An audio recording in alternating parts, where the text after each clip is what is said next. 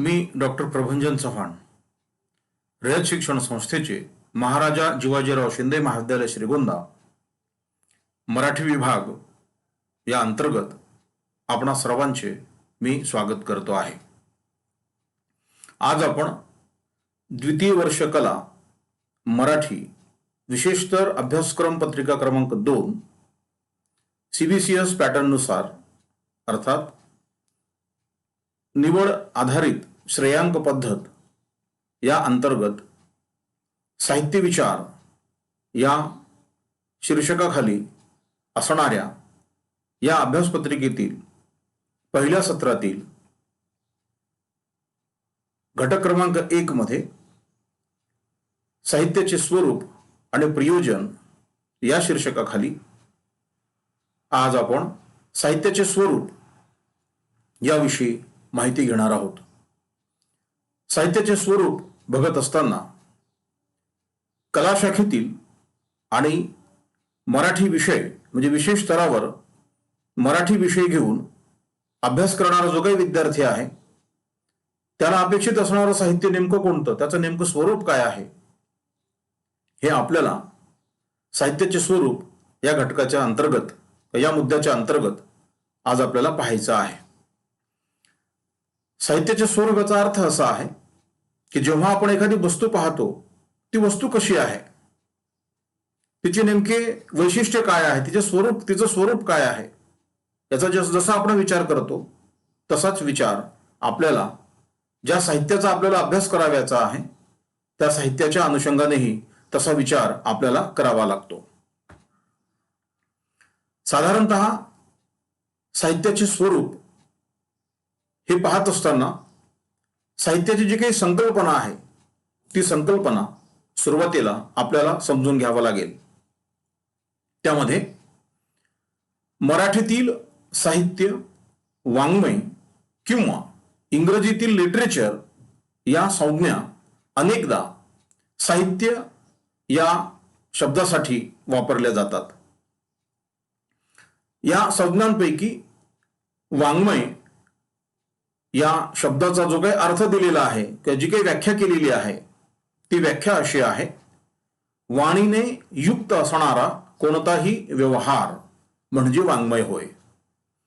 आता खरे म्हणजे वाणीने युक्त असणारा कोणताही व्यवहार हा ज्या अर्थी वाङ्मय आहे म्हणजे नेमकं काय आहे हेही आपल्याला या अनुषंगाने समजून घ्यायचं आहे. त्यातूनच साहित्य ही संकल्पना स्पष्ट होणार आहे. साहित्याचे विद्यार्थी म्हणून आपण कविता, कथा, कादंबरी, नाटक, ललित लेखन, आत्मचरित्र, प्रवास वर्णन या प्रकारातील ज्या काही लेखन कृती आहे या लेखन कृतीचा विचार त्या अनुषंगाने आपण करत असतो. त्याचबरोबर चरित्र आणि विशिष्ट प्रकारचे निबंध यांचाही समावेश या साहित्य प्रकारामध्ये किंवा साहित्य या संकल्पनेमध्ये होताना आपल्याला दिसतो. साधारणतः हे सगळे जर प्रकार आपण बघितले, या लेखन कृती जर आपण बघितल्या तर असे आपल्या लक्षात येते की काही विशिष्ट भाषिक कृतींना उद्देशून साहित्य ही संज्ञा वापरली जाते. बघा, काही विशिष्ट भाषिक कृतींना उद्देशून साहित्य ही संज्ञा वापरली जाते. याच्यावरूनच साहित्य म्हणजे नेमकं काय, की नेमकं काय असतं हेही आपल्याला कळू लागते. ही संकल्पना पुढे पाहत असताना का त्याची आणखी खोलात जात असताना आपण बघितलं की काही विशिष्ट भाषिक कृतींना उद्देशून साहित्य ही संज्ञा वापरली जाते किंवा वापरात आहे किंवा परिचित आहे. मग आता ही कृती कोणती आहे, ही भाषिक कृती कोणती आहे, तर पुढे असे आपल्याला म्हणता येते की हे लेखन म्हणजे ज्या प्रकारचे लेखन सर्जनशील किंवा निर्मिती करणारे असते असे ते लेखन साहित्य या संज्ञेमध्ये समाविष्ट होतात. अशा सर्जनशील लेखनाकरिता मराठीमध्ये साहित्य, ललित साहित्य, वाङ्मय, सारस्वत, विदग्ध वाङ्मय इत्यादी शब्दप्रयोग केलेले आढळतात. संस्कृतमध्ये काव्य किंवा साहित्य तर इंग्रजीत लिटरेचर, इमॅजिनेटिव्ह लिटरेचर असे शब्दप्रयोग केलेले आढळतात. आता साधारणतः यावरून साहित्य ही संकल्पना किंवा साहित्याचे नेमके स्वरूप कसे असते हेही आपल्या लक्षात यायला हळूहळू सुरुवात झाली असेलच. साहित्याची संकल्पना अधिक जर समजून घ्यायची असेल आपल्याला तर आणखी त्याच्या खोलात थोडंसं जाऊन शिरावं लागेल आपल्याला, की साधारणतः साहित्याचे दोन प्रकार असल्याचे आपल्याला आढळतात. या दोन्ही प्रकारच्या साहित्याचे जेव्हा आपण स्वरूप बघतो तेव्हा आपल्याला अपेक्षित असणारं साहित्य नेमकं कोणतं आहे आणि त्याचं स्वरूप काय आहे हेही आपल्या या अनुषंगाने लक्षात येते. आता येथे आपण शास्त्रीय वाङ्मय आणि ललित साहित्य यातील फरक नेमकं काय आहे किंवा शास्त्रीय साहित्य किंवा ललित वाङ्मय यातील फरक काय आहे हे आपल्याला जाणून घ्यावयाचं आहे. साधारणतः व्याख्या केली जाते वाङ्मयाची की जे जे वाणीमय आहे ते ते वाङ्मय. आता सगळ्याच लिखित साहित्याला वाङ्मय म्हणायचं का, साहित्य म्हणायचं का, हा सगळ्यात मोठा प्रश्न या अनुषंगाने निर्माण होतो. पण आपण ज्या साहित्याचा विचार करतो, साधारणपणे ज्या साहित्याचा विचार करतो त्या साहित्यामध्ये त्याचे दोन वर्ग असल्याचे आपल्याला आपल्या निदर्शनास येतात. एक वर्ग आहे ललित साहित्याचा वर्ग, तर दुसरा आहे ललितेतर साहित्याचा वर्ग. आता ललितेतर साहित्याचा वर्ग म्हणजेच शास्त्रीय साहित्य ही संकल्पना या अनुषंगानं उपयोगात आणावी लागते. जेव्हा साहित्य ही संकल्पना आपल्याला खोलात जाऊन समजून घ्यावी लागते त्यावेळेला साहित्याचे जे दोन भाग केले जातात त्यामध्ये ललित साहित्य आणि ललितेतर साहित्य अशी ही वर्गवारी आपल्याला सुरुवातीला करावी लागेल. आता यापैकी ललित साहित्यांचा जो काही वर्ग आहे तो वर्ग काय करतो नेमका, तर वाचकांच्या भावनांना आवाहन करतो. तर ललितेतर साहित्याचा म्हणजे शास्त्रीय साहित्याचा जो काही वर्ग आहे किंवा ललितेतर साहित्य म्हणजे शास्त्रीय साहित्य हे काय करतं, तर वाचकांच्या विचारांना आवाहन करतं. म्हणजे याचा अर्थ असा नव्हे की ललित साहित्य वाचकांच्या विचारांना आवाहन करत नाही असं नाही, काही प्रमाणात करतच नाही असं नाही, पण शास्त्रीय साहित्यामध्ये किंवा ललितेतर साहित्यामध्ये भावनांना आवाहन केलेलं आपल्याला आढळत नाही. साधारणतः शास्त्रीय साहित्य आणि ललित साहित्य याचे जे काही लेखन प्रकार आहे याच्या अनुषंगाने देखील साहित्य ही संकल्पना जी आहे त्याचे जे काही स्वरूप आहे हे स्वरूप देखील आपल्याला कळू लागेल. शास्त्रीय साहित्यामध्ये साधारणतः स्फुट निबंधपर आणि दीर्घ ग्रंथोपर असे काही प्रकार, लेखन प्रकार साधारणतः असलेले आपल्याला आढळतात.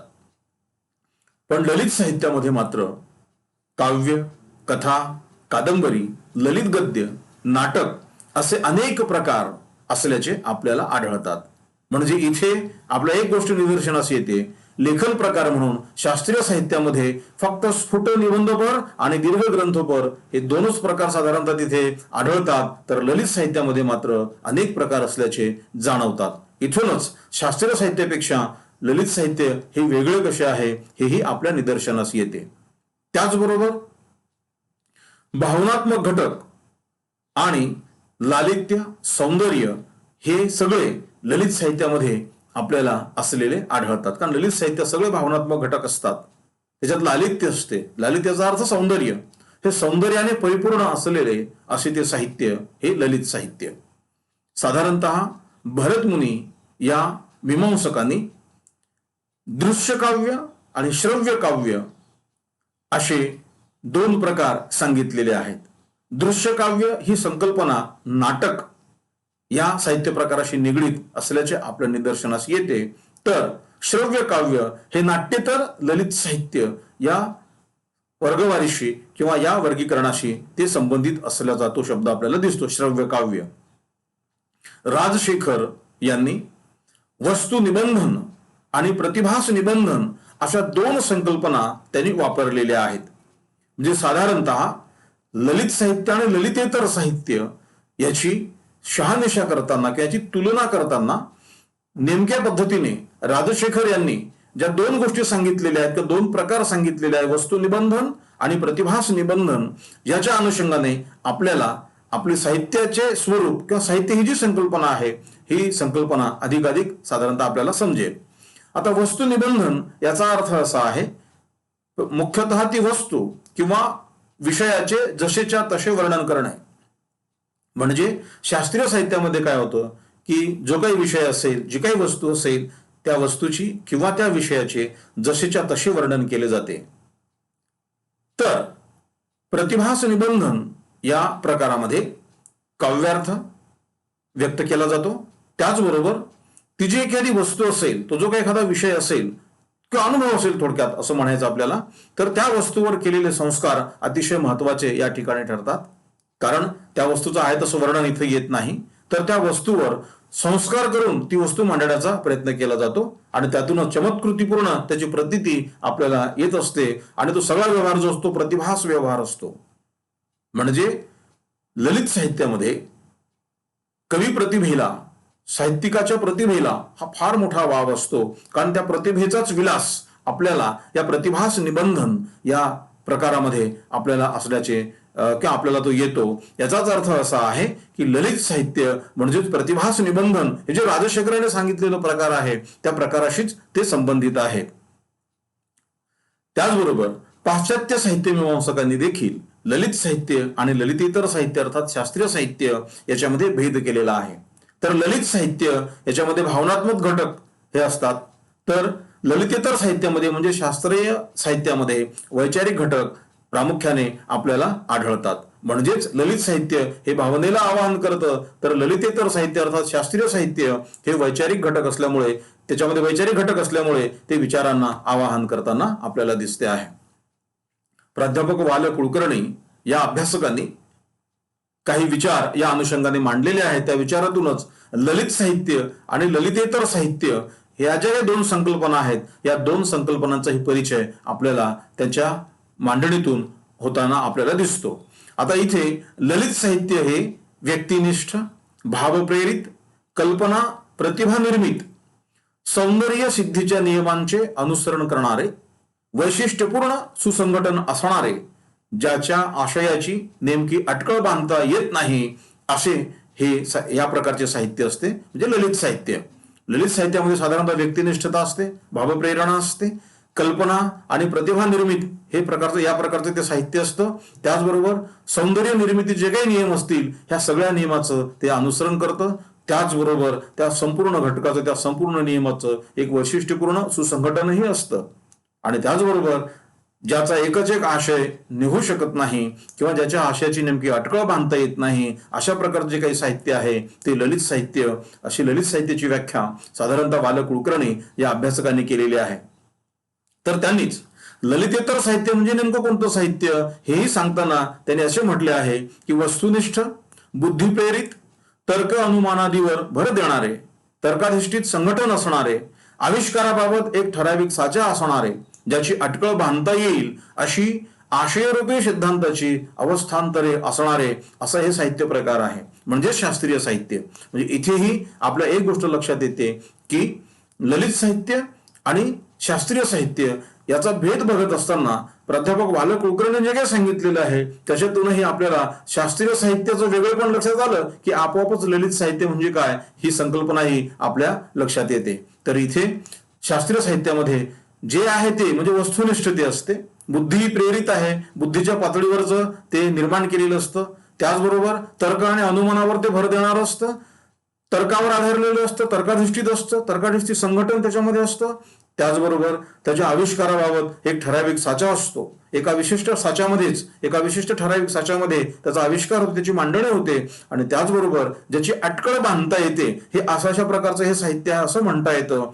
म्हणजेच अशी आशयरूपी सिद्धांताची जिथे अवस्थांतरे आढळतात, ज्या साहित्य प्रकारामध्ये अवस्थांतरे, आशयरूपी सिद्धांताचे अवस्थांतरे आढळतात त्याला ललितेतर साहित्य किंवा शास्त्रीय साहित्य असे आपल्याला म्हणता येईल.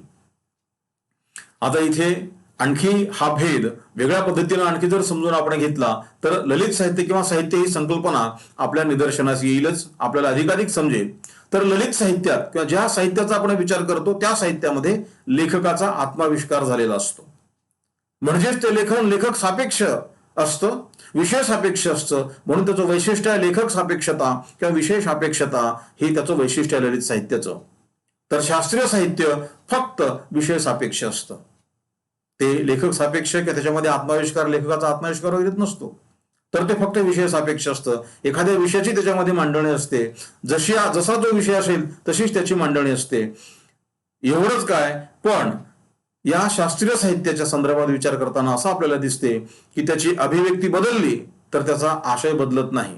अभिव्यक्ती कुठल्या माध्यमातून त्याला व्यक्त करू द्या, त्याचा आशय मात्र कधीही बदलत नाही. म्हणजे ललितेतर साहित्याचं अर्थात शास्त्रीय साहित्याचं हे वैशिष्ट्य आहे. अभिव्यक्ती बदलली तर आशय बदलत नाही, पण ललित साहित्यामध्ये मात्र अभिव्यक्ती बदलली की त्याचा आशयही बदलतो. म्हणजे ज्या साहित्य प्रकारामध्ये ज्या साहित्य प्रकाराची अभिव्यक्ती बदलते आणि त्याचा आशय बदलतो असं जर जाणत असेल तर ते ललित साहित्य आहे असं आपल्याला गृहीत धरावं लागतं.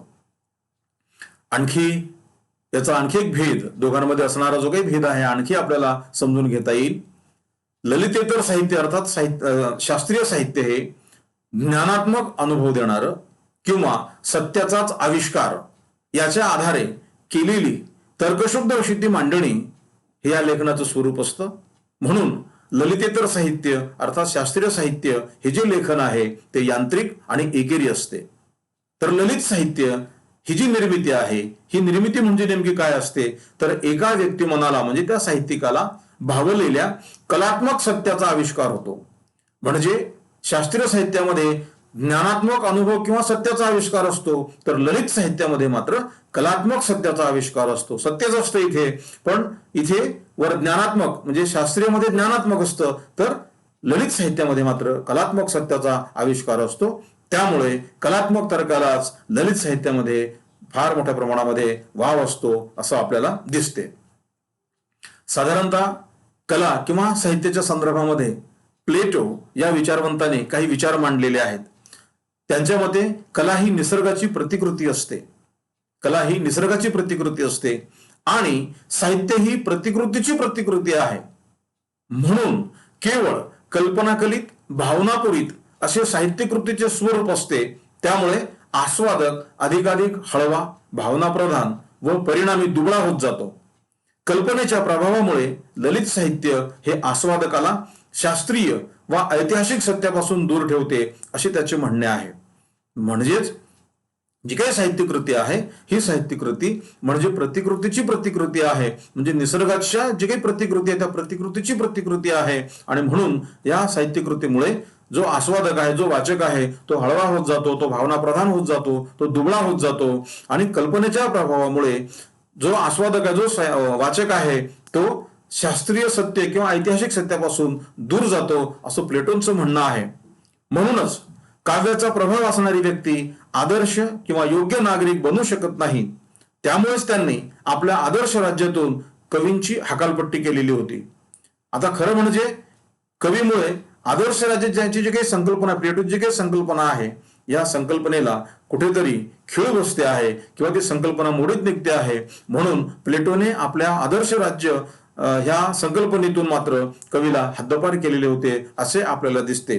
पण त्यांचाच शिष्य जो आहे अरिस्टॉटल, हा त्यांचाच शिष्य आहे. आपल्या गुरुच्याही पुढे, प्लेटोच्याही पुढे 2 पावले ते जातं आणि आपल्या गुरुचं म्हणणं कसं म्हणजे साधारणतः खोटं आहे. थोडक्यात खोटं म्हणजे ते सत्य कसं नाही आहे आणि नेमकं सत्य काय आहे हे मांडण्याचा प्रयत्न अरिस्टॉटल यांनी केलेला आहे. अरिस्टॉटल यांच्या मते कवी जे सत्य व्यक्त करतो ते त्याला मानवी स्वभाव आणि जीवन यांच्या चिंतनातून गवसलेले कलात्मक सत्य असते. ते स्थलकालातीत असते. ते स्थलकालाशी निगडीत नसते, बांधलेलं नसते, ते स्थलकालातीत असते. म्हणून कवी निर्जीव प्रतिकृती निर्माण करीत नसून तो सर्जनशील अनुकृती निर्माण करतो. म्हणजे कवींची जी काही निर्मिती आहे, साहित्यिकाची जी काही निर्मिती आहे ती प्रतिकृती नाही, तर ती सर्जनशील अशी अनुकृती असते. प्रतिकृती हा शब्द प्लेटोने वापरला, पण अरिस्टॉटलने मात्र सर्जनशील अनुकृती हा शब्द वापरून एक वेगळी दिशा या चर्चेला अरिस्टॉटल यांनी दिलेली आहे. आणि म्हणून शास्त्रीय सत्य आणि कलात्मक सत्य हे दोन्हीही वेगवेगळे असते हे प्रथमतः अरिस्टॉटल यांनी आपल्या विचारातून मांडण्याचा प्रयत्न केला. आणि शास्त्रीय सत्य हे शास्त्रीय साहित्यामध्ये आणि कलात्मक सत्य हे ललित साहित्यामध्ये हे कसं असतं हेही सांगण्याचा त्यांनी प्रयत्न केला.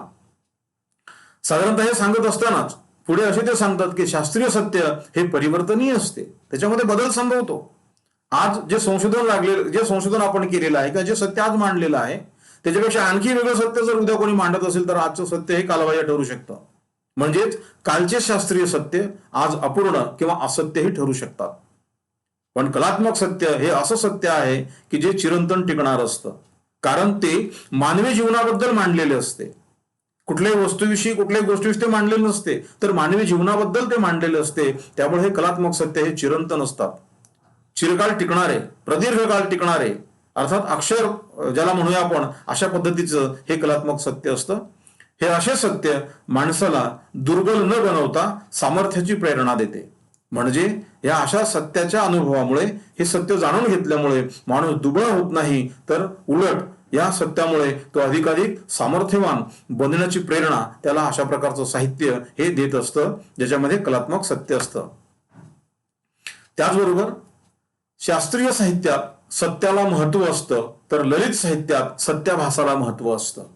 म्हणजे शास्त्रीय साहित्यामध्ये सगळं सत्य येतं, जे सत्य असेल ते आहे तसं. तर ललित साहित्यामध्ये सत्याभास असतो, सत्याचा भास असतो, म्हणजे आभास असतो. एखादी घटना जी घडते आहे ते आपल्या डोळ्यासमोर घडते आहे. समजा एखाद्या व्यक्तीने कुत्र्याचा आवाज काढला, तर आपल्याला असं वाटतं की नाटकामध्ये आहे, कुत्रा आला असेल, आहेच कुत्रा, आपण असं समजतो. म्हणजेच सत्याभास, या सत्याभासाला साहित्यकृतीमध्ये म्हणजे ललित साहित्यामध्ये फार महत्व असतं. जीवनातील अनुभवाद्वारा जाणवलेले गाळीव सत्य ललितेतर साहित्यात जसेच्या तसे येते. म्हणजेच शास्त्रीय साहित्यामध्ये येणारा जो काही अनुभव आहे, हा अनुभव हा जीवनातीलच अनुभव असतो, पण या जीवनातील अनुभवाद्वारा त्या लेखकाला जाणवलेले जे काही सत्य असेल, जे काही गाळीव सत्य असेल, ते शास्त्रीय साहित्यामध्ये आहे तसं येतं. तर ललित साहित्यामध्ये मात्र त्या सत्यावर, म्हणजेच जीवनातील अनुभवाद्वारे जाणवलेले जे काही गाळीव सत्य असेल, त्या सत्यावर कवी प्रतिभेचे संस्कार होतात. साहित्यिक आपल्या प्रतिभेच्या साह्याने संस्कार करतो आणि त्याची मांडणी करतो. ललित साहित्यामध्ये या अनुभवाला असणारी स्थलकालाची जी काही चौकट आहे ती मोडली जाते. या अनुभवातील घटकांची कल्पकतेच्या आधारे फेरबांधणी होऊन त्याला एक सौंदर्यपूर्ण आविष्कार रूप लाभते. त्याच्या आवाहनाचे केंद्रही बदलते. हेच प्रतिभास निबंधन होय. या प्रकारच्या साहित्यामध्ये सूचकतेला, अनेकार्थतेला महत्व असते. अर्थात ललित साहित्यामध्ये सूचकतेला आणि अनेकार्थतेला महत्व असते. ललित साहित्य हेच प्रतिभास निबंधन होय, याच्या आधीही आपण पाहिलेलं आहेच. वाङ्मयाची व्याख्या करताना विना ढवळे या अभ्यासकांनी देखील असे म्हटलेले आहे की जे दीर्घकाळ टिकते ते वाङ्मय. म्हणजे ज्याला कालाचीही मर्यादा असत नाही, प्रदीर्घ काळ ते टिकू शकतं, असं जे आहे, जे लेखन आहे, त्याला वाङ्मय म्हणता येईल, असं विना ढवळे यांनी म्हटलेलं आहे. ज्या साहित्याच्या स्वरूपाविषयी आपण बघतो आहोत, त्या साहित्याचे स्वरूप नेमके कसे आहेत हे बघत असताना साहित्य ज्या माध्यमातून, ज्या साधनाच्या आधारे ते व्यक्त होतं, ते आहे शब्द. मग या साहित्याचे शब्दरूप नेमके कसे असतात, या अनुषंगाने आपल्याला आणखी माहिती जर करून घेतली तर साहित्याचे स्वरूप हे आपल्या लगेच निदर्शनास येईल. आता याच्यामध्ये काय असते की कलावंताने, अर्थात साहित्यिकाने आपल्या अनुभवाची प्रतिभा, कल्पना यांच्या आधारे साधलेली पुनर्निर्मिती म्हणजे ही साहित्यकृती असते. या पुनर्निर्मितीचे जे काही सूत्र आहे ते सूत्र असते सौंदर्य, म्हणजे लालित्य. अर्थातच शब्दाच्या माध्यमातून ही सगळी साहित्यकृती, या साहित्यकृतीची उभारणी साहित्यिक करीत असतो. खरं म्हणजे हे शब्द हे साहित्याचे मूलद्रव्यच आहे. प्रत्येक ज्या काही कला आहेत, मानवी जीवनाशी निगडीत असणाऱ्या ज्या वेगवेगळ्या कला आहेत, त्या प्रत्येक कलेचे काही मूलद्रव्य आहेत. तर साहित्य ही एक कलाच आहे आणि म्हणून साहित्य या कलेचे मूलद्रव्य म्हणून शब्दाकडे आपल्याला पाहता येतं. म्हणजे हे मूलद्रव्य काय, तर शब्द हे साहित्याचे मूलद्रव्य आहेत. म्हणजेच कलावंत अर्थात साहित्यिक वापरत असलेल्या इंद्रियगोचर वस्तू वा प्राथमिक सामग्री म्हणजे मूलद्रव्य होय. मूलद्रव्याची संकल्पना इथे काही व्याख्या आपल्या निदर्शनास येते. आपल्याला माहिती होते याची की कलावंत वापरत असलेल्या इंद्रियगोचर वस्तू किंवा प्राथमिक सामग्री म्हणजेच मूलद्रव्य होय. आता हे मूलद्रव्य साहित्याच्या अनुषंगाने विचार करीत असताना शब्द हे साहित्याचे मूलद्रव्य आहे. म्हणजेच काय, साहित्यिक हा आपल्याला, म्हणजे साहित्यिक आपल्या साहित्य निर्मितीसाठी इंद्रियगोचर वस्तू किंवा प्राथमिक सामग्री म्हणजे शब्दाच्या माध्यमातून तो वापरत असतो. म्हणून शब्द हे साहित्याचे मूलद्रव्य आहे आणि याच शब्दाच्या आधारे साहित्यिक आपल्या अनुभवाची पुनर्निर्मिती करीत असतो. म्हणजे साहित्याच्या माध्यमातून आपल्या अनुभवाची पुनर्निर्मिती साहित्यिक करीत असतो. याचाच अर्थ असा आहे, साहित्य म्हणजे शब्दांच्या आधारे साहित्यिकाने साधलेली आपल्या अनुभवाची पुनर्निर्मिती होय. पुढे रेने वेलिक आणि वॉरेन हेस्टिंग या अभ्यासकांनी देखील शब्द किंवा भाषा, जे शब्द साहित्याचे माध्यम झालेले आहेत, ज्याच्याद्वारे साहित्य व्यक्त होतं, निर्मिती होते साहित्याची, ते शब्द किंवा भाषा ही मानवाची स्वयंनिर्मिती आहे. मानवाने ती स्वतः निर्माण केलेली आहे. आणि म्हणून साहित्यातील शब्द नुसते स्थूल अशा व्यावहारिक अर्थाचे वाहक नसून ते अधिकाधिक सूक्ष्म छटांनी युक्त असलेल्या आशयाचे ते वाहक असतात. म्हणजेच साधारणतः साहित्यातील जे काही शब्द आहेत ते व्यावहारिक पातळीवरचे शब्द नसतात, तर त्या शब्दाच्या आधाराने अधिकाधिक मानवी जीवनातील जो काही आशय असेल किंवा जो काही अर्थ त्यांना साहित्यिकाला सांगायचा असेल, तो सगळा अर्थ, त्या सगळ्या अर्थाचे हे शब्द म्हणजे सूक्ष्म छटाने युक्त असलेल्या आशयाचे ते वाहक असतात. हे शब्द वाहक असतात की ज्या शब्दाच्या साह्याने साहित्याची निर्मिती होते, किंवा जे साहित्याचं मूलद्रव्य आहे शब्द, ते शब्द कसे असतात हे आपण पाहतो आहोत. त्याचबरोबर प्रतिभेच्या संस्कारामुळे ललित साहित्यातील शब्दात सौंदर्याचा वास होतो. म्हणजेच व्यावहारिक शब्द जे आहेत किंवा व्यावहारिक पातळीवर येणारा जो काही अनुभव आहे, तो शब्दाच्या द्वारा जेव्हा साहित्यिक व्यक्त करतो, तेव्हा व्यक्त करतानाच साहित्यिक आपल्या प्रतिभेच्या साह्याने त्या अनुभवावर संस्कार करतो, अर्थात त्या शब्दांवर संस्कार करतो, आणि त्या संस्कारामुळे त्या शब्दामध्ये सौंदर्याचा वास होतो. हेही आपल्याला आपल्या निदर्शनास येते. त्याचबरोबर या ललित साहित्यामध्ये ज्या साहित्याचे स्वरूप किंवा साहित्याची संकल्पना आपण पाहतो आहोत, त्या साहित्यामध्ये वाच्यार्थापेक्षा सूचितार्थाला महत्व असते. म्हणजे एखादा शब्द उच्चारला, त्या शब्दाचा जो काही मुख्य अर्थ आहे त्या अर्थापेक्षा त्या शब्दाच्या माध्यमातून जो काही अर्थ आपल्याला सूचित होतो, असा सूचितार्थ, या सूचितार्थाला मात्र अतिशय महत्व असते. आणि म्हणून ललित साहित्यामध्ये सूचितार्थाला महत्व असते, हेही आपल्याला जाणवते. शब्दार्थाबाबतचे सूत्र लक्षात घेऊनच मम्मट या मीमांसकांनीही साहित्याची 3 विभागात विभागणी केलेली आहे, किंवा 3 प्रकारात विभागणी केलेली आहे. त्यांनी म्हटलेलं आहे शब्दप्रधान साहित्य, अर्थ तात्पर्य प्रधान आणि रसप्रधान, अशा 3 संकल्पना किंवा 3 साहित्याचे प्रकार असतात असे त्यांनी म्हटलेले आहेत. त्यापैकी शब्दप्रधान हे जे साहित्य प्रकार आहे त्यामध्ये शब्दार्थाचे महत्व अनन्यसाधारण आहे. फक्त शब्दाचे जे काही महत्व आहे त्यालाच इथे साधारणतः अनन्यसाधारण असं महत्व प्राप्त झालेलं असतं. शब्दार्थाच्या स्वरूपात बदल संभवू शकत नाही. म्हणजे शब्दप्रधान साहित्यामध्ये शब्द हेच केंद्र असल्यामुळे शब्दातून व्यक्त होणाऱ्या अर्थाच्या स्वरूपामध्ये कोणत्याही प्रकारचा बदल मात्र इथे संभवत नाही. ते शब्दप्रधान साहित्य. अर्थ तात्पर्य प्रधान साहित्य या प्रकारामध्ये किंवा या प्रकारच्या लेखनामध्ये तात्पर्य अर्थाला फार महत्व असते. या प्रकारच्या साहित्यातील शब्दार्थ समूह हे सारभूत किंवा निष्कर्षभूत विचार देतो. म्हणजे शब्दाचा सार किंवा शब्दार्थाचा जो काही समूह आहे त्या समूहामधून एखादा सारांश किंवा एखादा निष्कर्ष, तेवढाच विचार, त्या निष्कर्षाशी निगडीत असणारा विचारच मात्र या अर्थ तात्पर्य प्रधान साहित्य प्रकारातून आपल्याला मिळतो. तर तिसरा प्रकार आहे रसप्रधान, हे मम्मटाने सांगितलेलं आहे.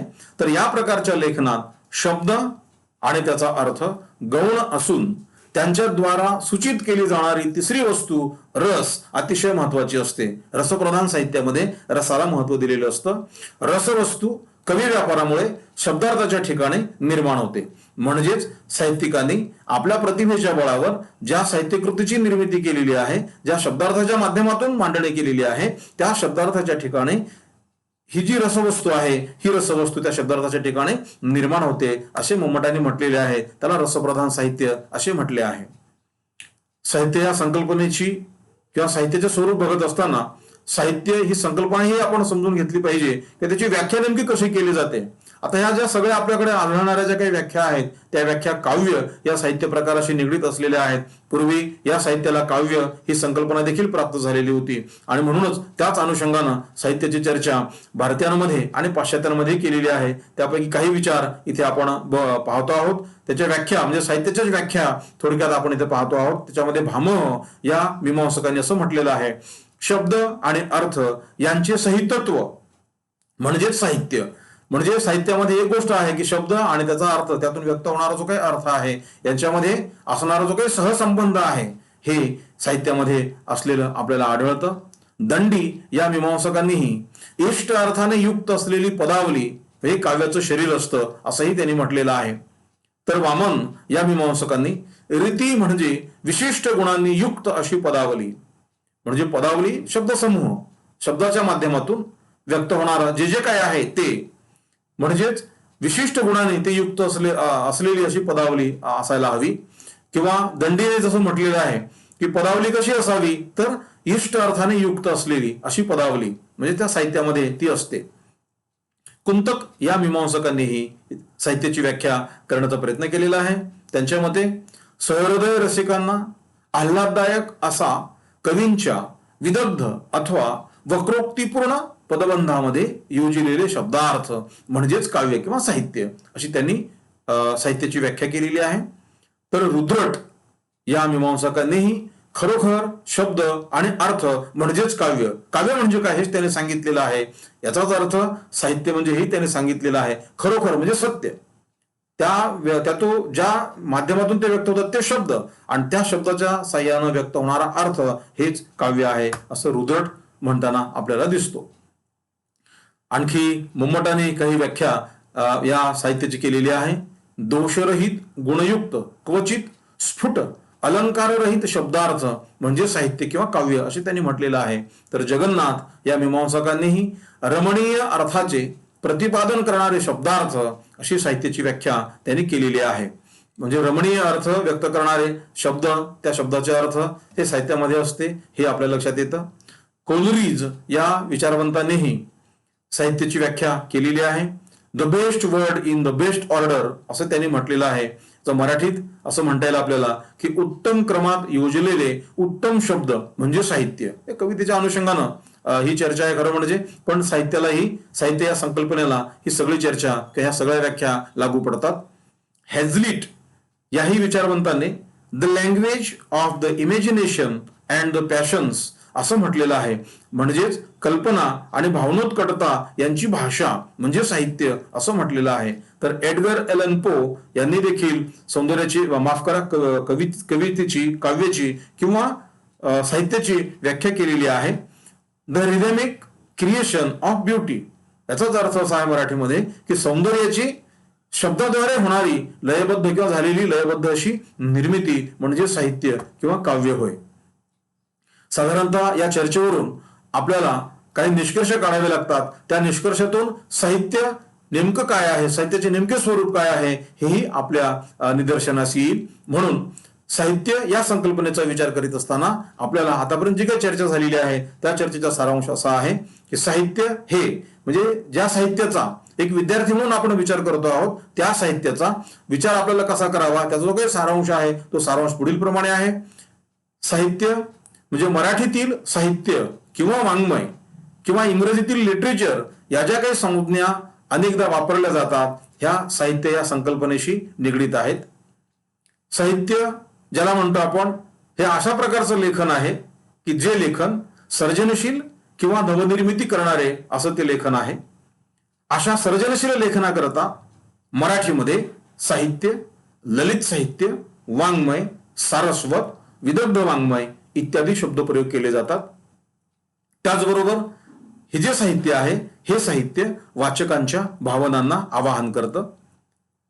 या साहित्य प्रकाराला प्रतिभास निबंधन असंही म्हटलं जातं. त्याच्यामध्ये काव्यार्थ, वस्तूवर केलेले संस्कार अतिशय महत्वाचे असतात.